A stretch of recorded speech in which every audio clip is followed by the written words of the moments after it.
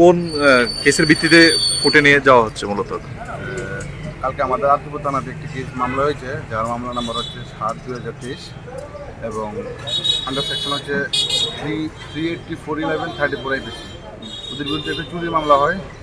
আমরা গোকুলপুর থেকে ওদেরকে ডিটেন করি এবং ডিটেন করে ওদের বিরুদ্ধে রেজিস্টার হয় এবং আজকে আমরা তাদের যে 3 জন আসামি, যাদের নাম হচ্ছে আপনার আক্তার হোসেন, উত্তম দেবনাথ, কার্তিক নামক, ওদেরকে অ্যারেস্ট করি গোকুলপুর থেকে।